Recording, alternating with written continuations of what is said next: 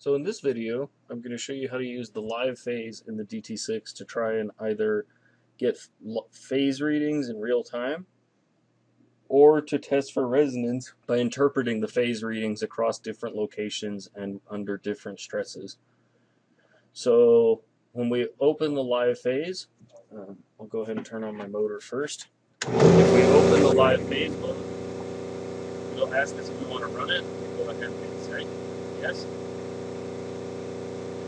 Then it'll ask if we have a T-tail or not. If you have a T-tail, it'll automatically track the one-time speed. If you don't, you'll have to move the yellow cursor manually to the phase you're trying to look for, the frequency you're trying to look at. But I have a TAC right here, so I'm going to go ahead and use that. The first test I'm going to do is to try and see if by pressing on any of the parts on the machine, if I can get a resonance. So the first thing I'm going to do here is you can see that here's an FFT. The yellow cursor is automatically tracking the one-time swing attack.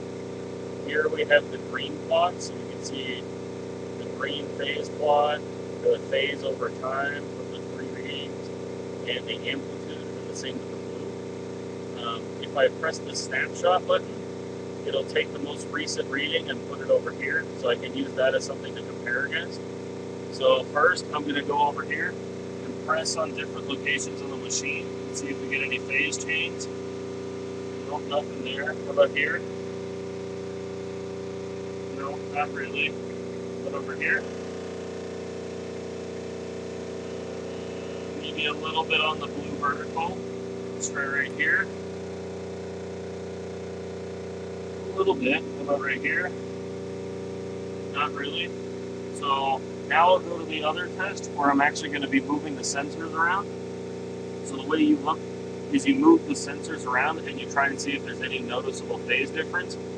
So I'm going to start by taking the blue sensor down here and moving it to the base plate right here. So this is the blue sensor, and I'm going to go ahead and hit snapshot so I capture that reading. And you see here the vertical and horizontal are roughly in line. So now I'll go ahead and move this to the actual base plate of the machine itself. Right off the bat, we can see that the vertical has shifted significantly from where it was beforehand. So there's definitely a resonance between this bottom faceplate here and the next faceplate up, the metal one here. I'll go ahead and move the blue sensor higher up. We'll see if we get continued phase shift. So here's where it is now. We'll snapshot that again. And we'll move it back to here. No, so those are the same. How about let's move it up to here? Nope, still the same phase. But if we take it from here and move it back down to here, there it is. We see the phase of the vertical has shifted roughly 90 degrees. That means that there's a resonant on the table itself between this table and the steel base plate.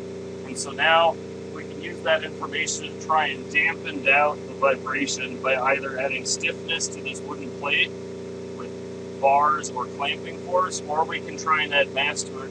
But usually to add stiffness is a lot easier.